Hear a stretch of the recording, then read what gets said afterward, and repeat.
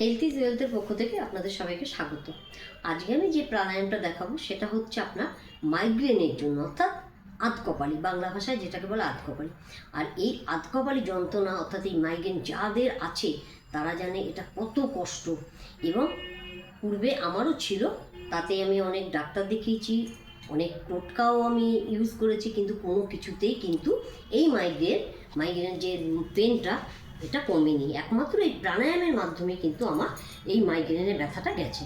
তো আমি বলবো যাদের এই মাইগ্রেন আছে তারা যদি অন্তত বিশেষ করে অনুলোম বিলোম এবং ভস্ত্রিকা এই দুটো প্রাণায়াম করে 3 মাসে কিন্তু তার যে মাইগ্রেনের যে যন্ত্রণা সেটা কিন্তু কমে যাবে। কিন্তু তাকে করতে হবে। কিভাবে করবেন আমি একটু একটু করে দেখিয়ে দেবো। ভস্ত্রিকা এবং অনুলোম বিলোম এবেলা ওবেলা আপনারা প্রায় 10 থেকে 12 মিনিট করে করবেন। আপনারা 3 মাসে কিন্তু আপনার এই মাইগ্রেন পুরো কিওর হয়ে যাবে। এবার দেখুন কিভাবে আমি ভস্ত্রিকাটা করছি, দেখে নিন। একটু টান হয়ে বসবেন, অর্থাৎ মেরুদণ্ডটা যেন সোজা থাকে। দেখুন ভস্ত্রিকাটা করছি প্রথমে।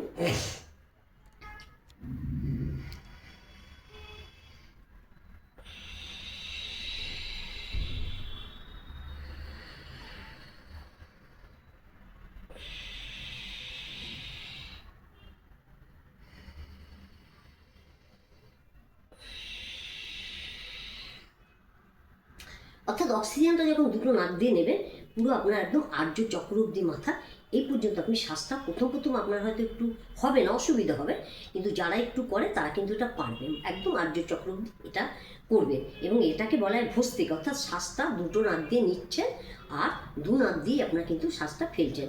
মুখ দিয়ে নেবেনও না, মুখ দিয়ে ফেলবেন না। এটাকে বলা হয় ভস্ত্রিকা। হলো। এইবার আমি আপনাদের যেটা দেখাবো সেটা হচ্ছে অনুলোম বিলোম। ভালো করে দেখুন, এইভাবে স্টেপভাবেই বসবেন।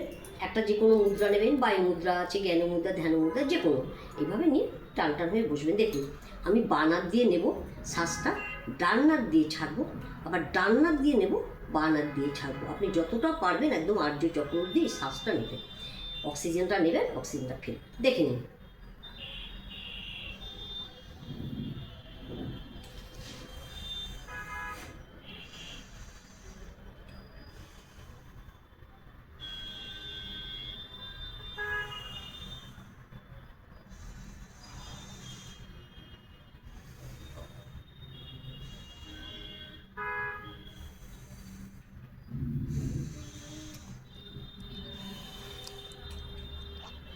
অর্থাৎ আপনি যখন শুরু করবেন বাঁ নাক দিয়ে শুরু করবেন, এবং যখন শেষ করবেন তখনও চেষ্টা করবেন বাঁ নাক দিয়ে আপনার কার্বন ডাইঅক্সাইডটা অর্থাৎ শ্বাসটাকে ফেলে দেওয়ার, একদম ছেড়ে দেওয়ার আর কি।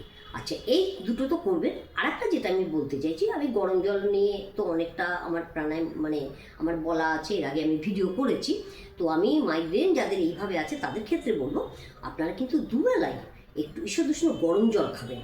কখন খাবেন? আপনারা রাত্রেবেলা যখন ডিনার করবেন, ডিনারের শেষে আপনারা দাঁত ব্রাশ করে আপনারা যে ঘুমোবেন, সকালবেলা উঠে কিন্তু আপনারা একদমই বাসি মুখটা আর আপনারা ধোবেন না।